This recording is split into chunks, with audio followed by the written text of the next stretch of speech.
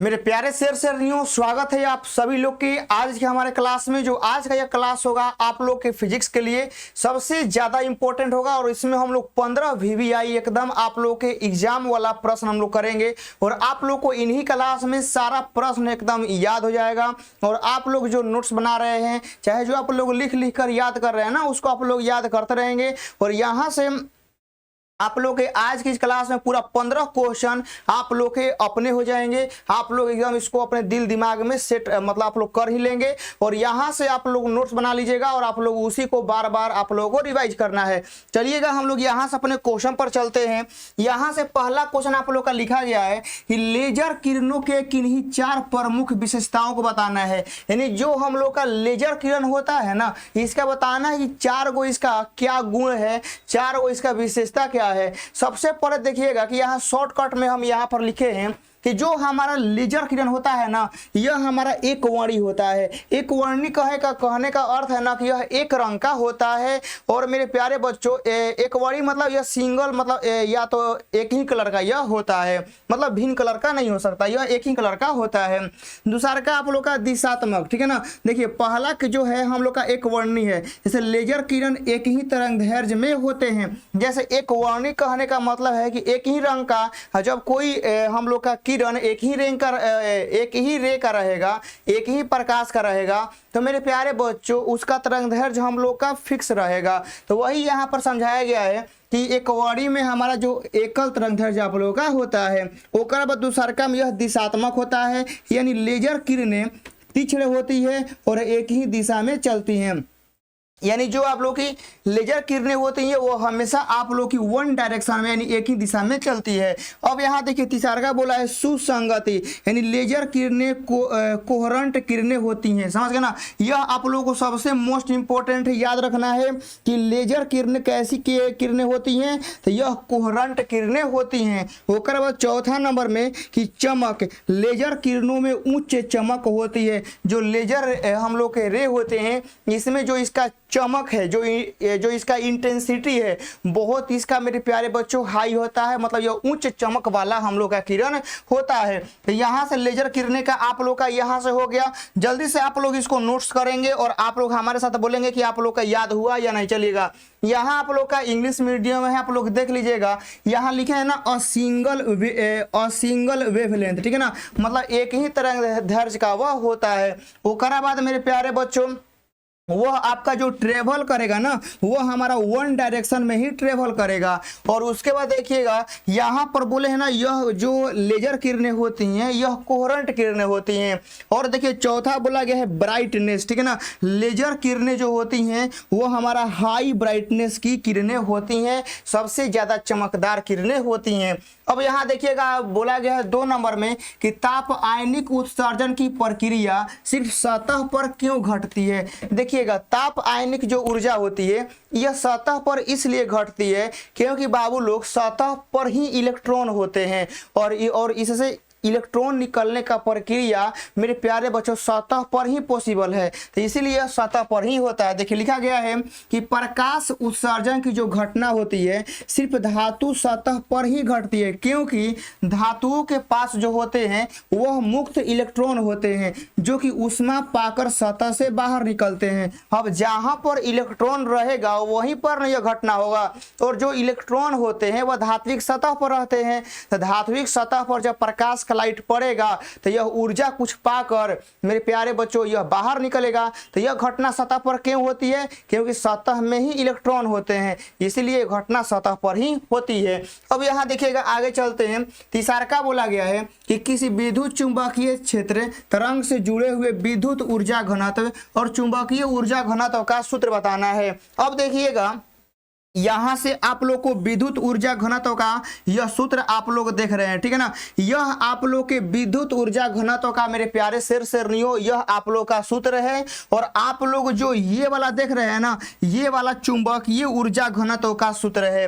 देखिए दोनों में अंतर क्या होता है ना कि यहाँ पर एप्सिलॉन नॉट है, तो एप्सिलॉन नॉट का जो वैल्यू है वह 8.85 गुना 10 के पावर -12 हो गया। और यहाँ पर जो आप लोग म्यू नॉट देख रहे हैं ना, तो इसका वैल्यू होता है 4 पाई गुना 10 के पावर -7 होता है। तो आप लोगों को यही जानकारी आप लोग को अपने एग्जाम में लिखना है। इस फार्मूला के लिए आपको 1 नंबर मिलता और इस फार्मूला के लिए आपको 1 नंबर मिलता एंड टोटल आप लोगों को 2 नंबर मिल जाते। सोच रहे हैं कितना आसान है।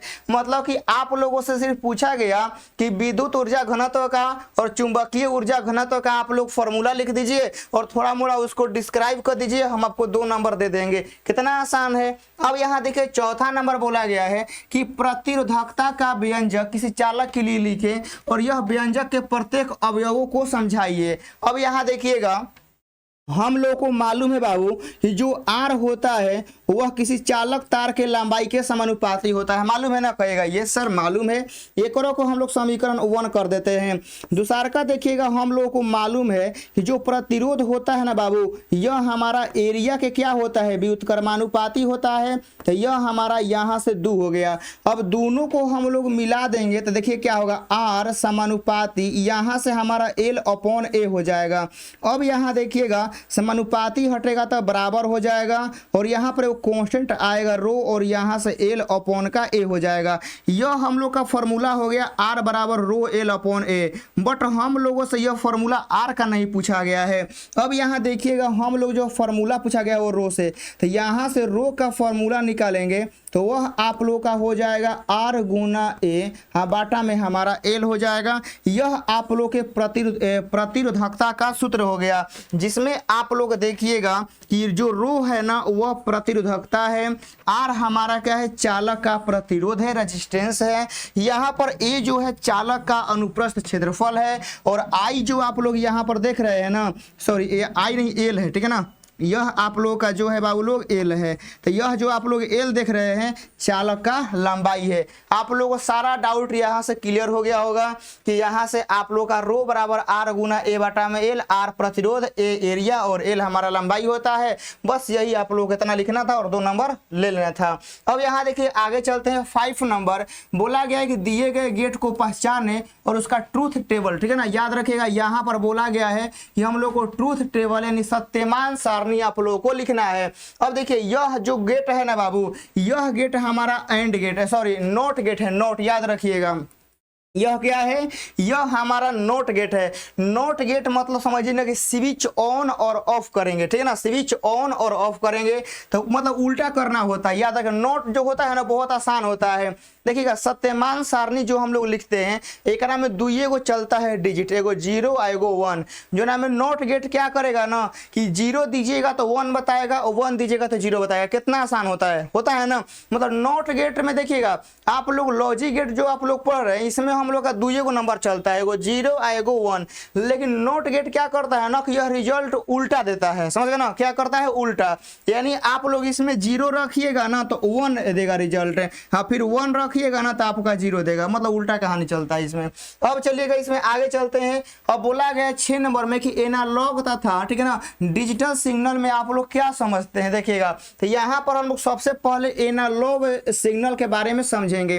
बोला गया है कि जिस सिग्नल में धारा या वोल्टेज का जो समय के साथ लगातार परिवर्तन होता है, ठीक है ना, यह मेरे प्यारे बच्चों कहलाता है एनालॉग सिग्नल, ठीक है ना। याद रखिएगा कि जिस सिग्नल में धारा या वोल्टेज का समय के साथ लगातार चेंजिंग होगा, समझ गए ना, लगातार चेंजिंग होगा, वह जो आप लोग का कहाएगा ना वह हमारा एनालॉग सिग्नल कहलाता है। और आप लोगों को यह 2 नंबर में पूछा गया था।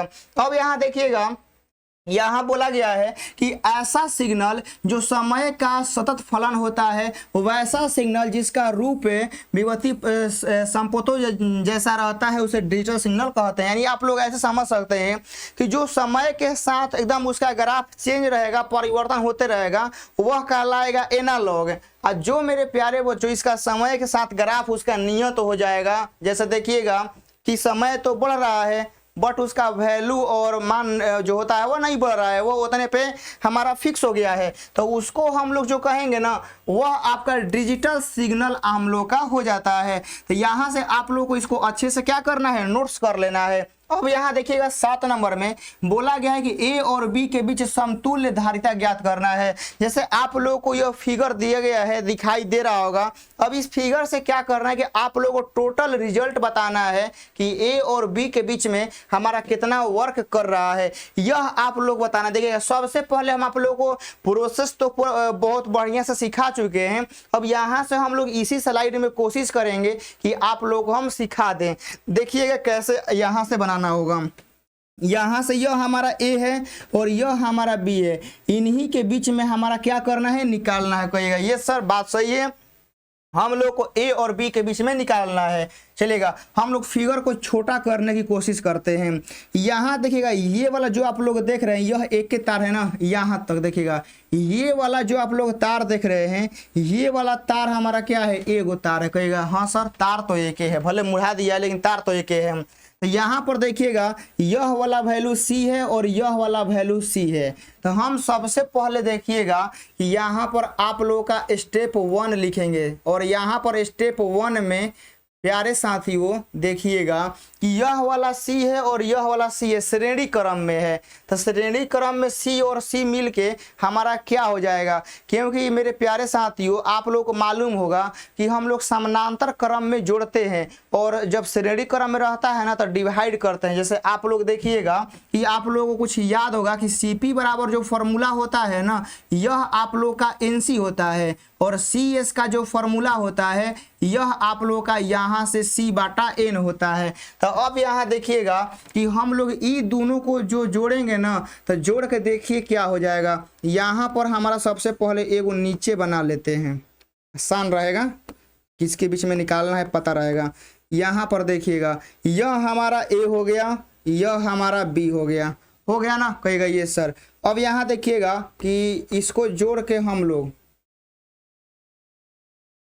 देखिएगा और देखिएगा अब आप लोग देखिएगा इहो जो आप लोग हाई वाला तार देख रहे हैं जो बीचवा में तार है, इहो तो एक के तार है ना, ये वाला भी कौन तार है, एक के तार है, मतलब इहो हमारा श्रेणी क्रम में है। तो देखिए ये सी और सी मिल के कितना हो जाएगा, श्रेणी क्रम में है तो एकर वैल्यू हमारा हो जाएगा C/2 हो जाएगा। ये जो है बीचवा में से हमारा जा रहा है, ठीक है ना, यहाँ पर सटेगा, इसका भी वैल्यू हमारा C/2 हो जाएगा। और ओकरा बाद यहाँ से जवन एगो यहाँ टच है, ठीक है ना, इसका वैल्यू हम लोगों का C है। तो अब यहाँ देखिएगा बाबू लोग कि अब फिगर था हमारा यह, अब फिगर हमारा यह बन गया। फिगर कैसे किए हैं, हाई जो हमारा C और C था ना मिल के C/2 बना दिया और यह जो हमारा C और C था मिल के हमारा C/2 बना दिया। अब देखिएगा कि C/2 और C/2 मिल के हमारा क्या होगा, यहाँ पर आप लोगों को देखना है कि यह हमारा B हो गया, यह वाला हमारा A हो गया। यह C/2 और C/2 क्या होगा, यह पैरेलल में है ना, तो जोड़ेंगे तो यह मिल के हमारा क्या बन जाएगा बाबू लोग, C बनाएगा, ठीक है ना, यहाँ पर पहुँच जाएगा, ठीक है ना, यह इसका वैल्यू C हो गया। ध्यान से C/2 और C/2 हमारा हम लोग का C हो जाएगा क्योंकि आधवा एगो होता है। अब यहाँ पर C है तो यहाँ पर हम क्या करेंगे बाबू, हम लोग C को ऐड कर देंगे। अब उसके बाद देखिएगा कि यहाँ से लेके अब ये फिर एगो तार है, ठीक है ना, यहाँ से आप लोग देखते रहेंगे, बहुत आसान है। आप लोग यहाँ देखिएगा यह जो लालका हम घिर रहे हैं ना, ये हम लोग का एगो तार है, अभी हो है ना, एगो तार है। एगो तार मतलब कि श्रेणी क्रम, समझे ना, हम एगो तार काहे के लिए बोल रहे हैं, क्योंकि यह एगो तार का मतलब होता है श्रेणी क्रम। तो अब देखिएगा कि यह हमारा श्रेणी क्रम में है तो C और C जो होगा मिल के बाबू, ठीक है ना, यहाँ देखिएगा ध्यान से C और C मिल के हमारा हो जाएगा C/2 हो जाएगा। यहाँ पर हमारा B है, यहाँ पर हमारा A है और यह हमारा C हो गया। अब आप लोग को मालूम होना चाहिए कि C/2 और जो C है यह हमारा पैरेलल में है बाबू, पैरेलल में है ना। जब यह हमारा पैरेलल में है तो अब इसको जोड़ देंगे। देखिएगा CP का जो वैल्यू होगा वह हमारा C/2 प्लस का C हो जाएगा, जो राइट आंसर हमारा यहाँ से 3C/2 हो जाएगा। समझ गए, 3C/2 हमारा राइट आंसर हो गया। 7 हो गया ना। अब देखिएगा 8 नंबर बोला गया है कि पृथ्वी के किसी स्थान पर BH का मान हम लोग का इतना है और बताना है कि नमन कोण 30 डिग्री है, तो हमारा बी का मान क्या होगा। देखिए सिंपल सवाल है, जो आप लोग ऑब्जेक्टिव करते हैं ना, तो वह आप लोग का ऑब्जेक्टिव मतलब ऑब्जेक्टिव से ही मतलब 2 नंबरिया बना दिया। देखिए कैसे, आप लोगों को मालूम है ना कि BH का वैल्यू क्या होता है, बताइएगा। आप लोगों को मालूम है कि सर हम मालूम है कि BH का जो वैल्यू होता है, हम पढ़ाए हैं कि BH का वैल्यू हमारा B cos थीटा होता है, कहिएगा ये सर। तो अब यहाँ से हम लोग B का वैल्यू निकालेंगे, तो यहाँ से हमारा हो जाएगा BH बाटा में cos थीटा हो जाएगा, कहिएगा हाँ सर ये तो हो गया। अब देखिएगा यहाँ पर हमारा B हो गया। अब BH का वैल्यू क्वेश्चन में दिया गया है, यहाँ पर दिया गया है 0.1732 दिया गया है। अब यहाँ कोस थीटा है, तो थीटा का वैल्यू क्वेश्चनवा में दिया गया है। देखिए वहाँ पर दिया गया है ना 30 डिग्री, यहाँ पर हम लोग 30 डिग्री रख देते हैं। अब आइए हम लोग सॉल्व करते हैं। यहाँ से B हो गया, यहाँ पर 0.17, ठीक है ना, 1732 दिया गया है। और ओकर बाद आप लोग का यहाँ पर कोस 30 है, तो कोस 30 का जो वैल्यू होता है वो आप लोग को याद होगा √3/2 होता है। तो 2 तो चल जाएगा ऊपर है ना, 2 आ गया ऊपर है, और यहाँ पर 0.1732 हो गया। और √3 का जो वैल्यू होता है ना वो हमारा यहाँ देखिएगा 1.732 होता है, याद रखिएगा। √3 का वैल्यू जो होगा वो 1.732 हम लोग का होगा। तो अब देखिएगा, अब हम यहाँ से कैसे सॉल्व करेंगे। ऊपर से दशमलव उड़ेगा तो नीचे कई गो जीरो आएगा, याद रखिएगा। दशमलव के बाद 4 गो है तो 4 गो अंक आएगा। और यहाँ देखिए जब नीचे से दशमलव उड़ेगा, ठीक है ना, जब नीचे से दशमलव हमारा उड़ेगा तो यहाँ पर 3 गो है तो 3 गो आ जाएगा। ये वाला पूरा और ये वाला पूरा हमारा खत्म हो गया। अब यहाँ देखिएगा यह 10 के पावर 3 गो है 4 गो है, तो एगो 10 हमारा बचेगा, यानी हम लोग का बचेगा 2/10, यानी हम लोग का 0.2 टेस्ला हो जाएगा। यानी आप लोग का जो B का वैल्यू होगा बाबू ना, यह यहाँ से 0.2 टेस्ला होगा, याद रखिएगा, समझ गए। 0.2 टेस्ला हमारा B का वैल्यू हो गया। अब यहाँ देखिएगा 9 नंबर में आप लोग को थॉमसन या सीबेक प्रभाव को लिखना है और समझाना है, समझ गए। आप लोग का थॉमसन या सीबेक प्रभाव क्या होता है, यह सबसे मोस्ट इंपॉर्टेंट है और आप लोग को इसको याद करना ही करना है। देखिए कैसे, थॉमसन प्रभाव क्या कहलाता है कि यदि किसी तार के छोरों पर तापों का नियत रखकर, ठीक है ना, देखिए जो तार होता है तो तार का 2 गो सिरा होता है, ठीक है ना। जैसे मान लीजिए कि मेरे पास कलम है तो इसका 2 गो सिरा है, एगो इधर और एगो इधर, मतलब एगो जहाँ बोर्ड पे लिखाता है, एगो पीछे जहाँ हम लोग पकड़ते हैं। तो कोई भी तार का 2 गो सिरा होता है, एगो स्टार्ट एगो एंड। वही बोला गया यदि किसी तार के छोरों पर तापों का नियत रखकर, ठीक है ना, मतलब दोनों सिरा पर ताप हम लोग नियत रखते हैं। तो ताप नियत रखने से जो बीच वाला भाग है, ठीक है ना, देखिएगा यह मान लीजिए तार है, इसका दोनों सिरा पर हम लोग टेम्परेचर फिक्स रखेंगे। टेम्परेचर फिक्स रखने से यह जो इसका बीच वाला एरिया है, ठीक है ना, यह जो इसके बीच वाला एरिया है मेरे प्यारे साथियों, इसमें ताप को बढ़ाया जाता है, समझ गए ना। यहाँ पर टेम्परेचर को फिक्स करके बीच वाले एरिया में जो है ना इसका टेम्परेचर बढ़ाया जाता है।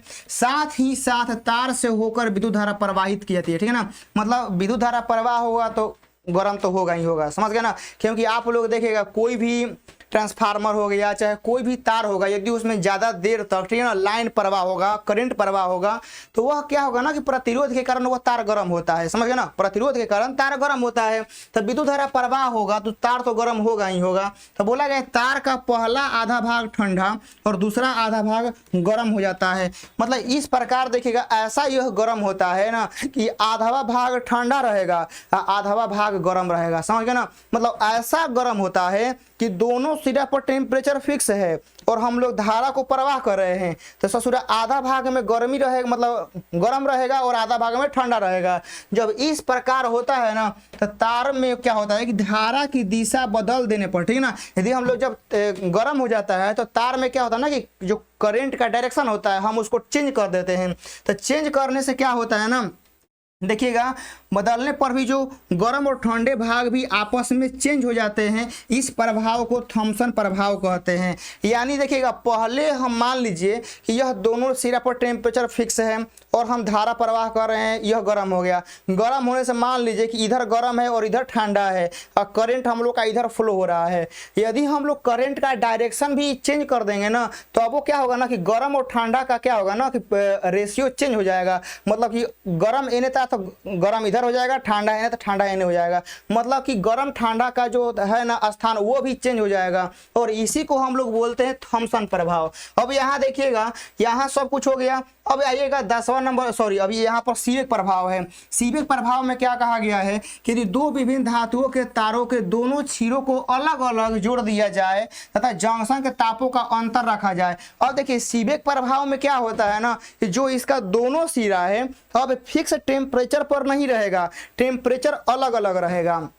जैसे हमारा थॉमसन प्रभाव में यह था कि तार के दोनों सिरा पर टेम्परेचर फिक्स था ना, लेकिन सीबेक प्रभाव में क्या है कि दोनों सिरा पर टेम्परेचर का डिफरेंस रहेगा, मतलब टेम्परेचर अलग अलग रहेगा।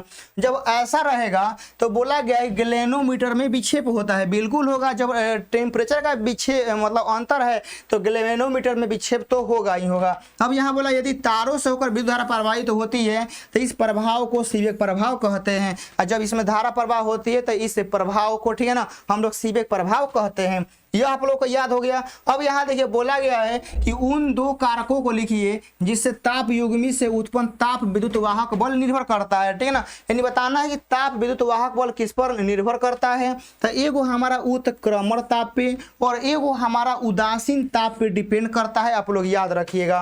अब यहाँ देखिएगा हम लोग का 11 नंबर आ गया कि प्रत्यवर्ती धारा को परिभाषित करें, ठीक है ना। यहाँ बोला गया डिफाइन अल्टरनेटिंग करंट, ठीक है ना। अल्टरनेट करंट क्या होता है, तो वह धारा जिसका मान और दिशा लगातार आवर्त रूप में परिवर्तित होता रहता है उसे प्रत्यवर्ती धारा कहते हैं। यानी देखिएगा कि हम लोग के जो घर में ट्रांसफार्मर से होकर जो हमारे घर में लाइन आता है ना, यह मेरे प्यारे बच्चों लाइन क्या होता है, यह हम लोग का एसी होता है और इसका दिशा बदलते रहता है। कहिएगा सर दिशा बदलता है, जी हाँ। आप लोग के घर में जो लाइन आता है ना एसी, इसका डायरेक्शन चेंज होते रहता है। कैसे, आप लोग जो बल्ब को देखते हैं ना, वो बल्ब में करंट, ठीक है ना, करंट क्या हो रहा है, रुक रुक के आता है। कहिएगा सर करंट रुक रुक के आएगा, बवाला तो भुक भक करेगा ना। देखिए हमारे आँख का किसी भी चीज़ का देखने का एक वो फिक्स रेंज होता है, समझ गए ना। जैसे देखिएगा कि हम लोग का जो अल्टरनेटिंग करंट घर में एसी आता है ना, यह 1 सेकंड में इतना ज़्यादा बार घूम जाता है ना, इतना मतलब कि मतलब 1 सेकंड में, ठीक है ना, 1 सेकंड में इतना बार कटेगा, इतना बार आएगा ना कि मेरे प्यारे बच्चों हमारा आँख देख ही नहीं पाता है, समझ गए ना, हमारा आँख देख ही नहीं पाता है। और आप लोग सोचते हैं कि बल्ब तो हमारा जल रहा है, जो बल्ब जलता है ना मेरे प्यारे बच्चों, उसमें जो करंट का फ्लो हो रहा है वह इतना रुक रुक के और इतना फास्ट मूव हो रहा है ना कि हमारा आंख उसको देख ही नहीं पाता है ना कि इसमें करंट जो फ्लो है ना रुक रुक के आ रहा है, समझ गए। तो वह आप लोग का यहाँ पर याद रखना है कि प्रत्यवर्ती धारा जो होता है ना बाबू, इसका लगातार समय के साथ जो होता है दिशा हमारा चेंज होते रहता है, लेकिन डीसी में ऐसा नहीं होता है, समझ गए ना। डीसी मेरे प्यारे बच्चों जो होता है वह आप लोगों का एकदम फिक्स रहता है, उसमें नो चेंज होता है, उसका डायरेक्शन हम लोग का फिक्स रहता है। लेकिन प्रत्यवर्ती धारा में हमारा जो दिशा होता है वह लगातार बदलते रहता है, आप लोगों को इसको समझना है। यह हो गया। अब यहाँ देखिएगा भंवर धाराएं क्या होती हैं। भंवर धाराएं देखिएगा हम लोग समझते हैं, जब धातु के प्लेट को बदलते हुए चुंबकीय क्षेत्र में रखा जाता है या किसी चुंबकीय क्षेत्र में इस प्रकार गतिशील हो कि उसका संबद्ध चुंबकीय फ्लक्स के समय के साथ वह परिवर्तन होता है और धातु के प्लेट में संपूर्ण आयतन प्रेरित धारा उत्पन्न होती है, तो इस धारा को हम लोग भंवर धाराएं हम लोग कहते हैं। भंवर धाराएं का मतलब है ना कि मान लीजिए कोनो मैग्नेटिक फील्ड है, क्या है, मैग्नेटिक फील्ड है, और मैग्नेटिक फील्ड में हम किसी प्लेट को घुमा रहे हैं, तो प्लेट को घुमाने से क्या होगा मेरे प्यारे बच्चों कि उसमें हमारा एगो धारा इंड्यूस हो जाएगा, ठीक है ना, एगो धारा उसमें प्रेरित हो जाएगा, जौना के हम लोग भंवर धाराएं हम लोग कहते हैं। वही आप लोग का लिखा गया है कि ईडी करंट, समझ गए। जब धातु का प्लेट को बदलते हुए चुंबकीय क्षेत्र में हम लोग रखते हैं तो किसी चुंबकीय क्षेत्र में इस प्रकार गतिशील होता है कि उसका संबंध चुंबकीय फ्लक्स यानी मैग्नेटिक फ्लक्स जो होता है के साथ परिवर्तन होता है और धातु के प्लेट में संपूर्ण आयतन में हमारा इंड्यूस करंट जो होता है वह जनरेट हो जाता है, और इसी को हम लोग ईडी करंट यानी भंवर धाराएं हम लोग कहते हैं। अब देखिएगा 12 हो गया। 13 नंबर बोला गया है कि धारावाही चालक में विद्युत क्षेत्र की तीव्रता और समविभवी तल को परिभाषित करें, ठीक है ना। यहाँ बताना कि समविभवी तल क्या होता है। देखिए इक्विपोटेंशियल सरफेस, समविभवी तल ऐसा तल होता है इसमें प्रत्येक विभव पर प्रत्येक तल पर विभव समान होता है, उसे समविभवी तल कहते हैं। जैसे आप लोग देखिए नामे में है समविभवी, सम मतलब समान, क्या समान? विभव, ठीक ना। विभव समान कहवा? समान तल पे। तो एगो ऐसा तल जहां पर हमारा विभव समान होता है उसे समविभवी तल कहते हैं। और विद्युत क्षेत्र तीव्रता यह होता है कि इकाई विद्युत क्षेत्र में यदि इकाई आवेश को ले जाते हैं तो जितना बल लगता है उस बिंदु को विद्युत क्षेत्र तीव्रता हम लोग कहते हैं। समझ गए ना, याद रखिएगा। विद्युत क्षेत्र के स्थित किसी बिंदु पर इकाई आवेश को ले जाने पर जितना बल वह महसूस करता है तो उसे उस बिंदु का विद्युत क्षेत्र तीव्रता कहते हैं, इलेक्ट्रिक फील्ड इंटेंसिटी कहते हैं। इसका जो फॉर्मूला होता है ना, इसका फॉर्मूला आप लोग का होता है E बराबर F बटा Q होता है। और समविभवी तल में क्या होता है? सभी बिंदुओं पर विभव का मान हमारा समान होगा। समविभवी तल के किन्हीं दो बिंदुओं के बीच विभवांतर शून्य होता है। विभवांतर छोड़िए ना, वर्क डन 0 होता है, याद रखिएगा। समविभवी तल में वर्क डन यानी कार्य 0 होता है, आप लोग को याद रखना है। 13 हो गया। 14 नंबर यहाँ पर देखिएगा, लेजर किरणें की दो प्रमुख विशेषताएं को लिखना है। 2 को लिखना है, 2 नंबर मिल जाएगा। समझ गए? लेजर किरणें का 2 को विशेषता लिखना है, 2 नंबर मिलेगा। और आप लोगों को शुरुआत में हम 4 करवा दिए हैं कि लेजर किरणें एक वर्णी होती है, मतलब कि वह एक ही तरंगदैर्घ्य की होती हैं, उनमें चमक बहुत ज़्यादा होती है, वो चमकीली और रे होती हैं, ठीक है ना। वो उनका ब्राइटनेस बहुत ज़्यादा होता है। और मेरे प्यारे बच्चों, वह एक ही कला में होते हैं। यह आप लोग को यहाँ से याद रख, वह कोहेरेंट किरणें होती हैं। वही आप लोग का यहाँ पर सब कुछ लिख दिए हैं। अब यहाँ आइएगा 15 नंबर, 2 संधारित्र है C1 और C2 है। इसका पार्श्वबद्ध मतलब होता है समानांतर क्रम, और श्रेणी क्रम का परिपथ सिर्फ दर्शाना है, ठीक है ना। आप लोगों को यहाँ पर रिजल्टेंट नहीं बताना है कि रिजल्टेंट कितना होगा, बस आप लोगों को डायग्राम यानी परिपथ शो कर देना है। चलिएगा, हम यहाँ पर एगो बीच में लाइन देते हैं और यहाँ पर हम लिख देते हैं पार्श्वबद्ध। समझ गए? पार्श्वबद्ध मतलब होता है बाबू लोग श्रेणी क्रम हम लोग, सॉरी समानांतर क्रम हम लोग का होता है। देखिएगा, यहाँ पर हम लेके गए यहाँ से ऐसे, ठीक है ना। संधारित्र में याद रखिएगा, दोनों जो आप लोग देंगे वह सेम होता है। यह हम लोग का हो गया, देखिएगा यहाँ से जुड़ गया, ऐसे कर देंगे, हो गया समानांतर क्रम हम लोग का। अब यहाँ देखिए, यह हम लोग का C1 हो गया, यह हम लोग का C2 हो गया, यह समानांतर क्रम हो गया। अब बोला है श्रेणी क्रम में, तो यहाँ पर हम लोग लिख देंगे बाबू लोग, ठीक है ना, कि यह आप लोग का जो है वह श्रेणी क्रम है। श्रेणी क्रम में देखिए क्या होगा कि यहाँ से आप लोग का यह हो गया, फिर यहाँ से यह हो गया, ये वाला C1 हो गया, ये वाला C2 हो गया, बस हो गया कहानी, ठीक है ना। तो यहाँ से यह समानांतर क्रम और श्रेणी क्रम 2 नंबर आप लोग को मिल जाएगा। तो यहाँ से आप लोग बताना है 15 वो सवाल आज हम लोग आज के क्लास में किए हैं, ठीक है ना। आप लोगों को यहाँ से इन 15 क्वेश्चन को क्या करना है, आप लोगों को कंप्लीट हो गया है। और आप लोग एक बार अपने नोट्स पर लिख के आप लोग इसको अपना कर लेंगे, समझ गए ना। और आप लोग को यहाँ से तैयारी सबसे बेस्ट यहाँ से हो ही जाएगा। बस आप लोग को रिवाइज जो है ना, आप लोग को अपने घर पर करते रहना है। बाकी क्लास कैसा लगा, 15 का 15 क्वेश्चन कोशिश किए हैं कि आप लोग समझ में आ जाए। क्लास कैसा लगा कमेंट बॉक्स में जरूर बताना है। बाकी मिलते हैं इसके और नेक्स्ट पार्ट में। जय हिंद।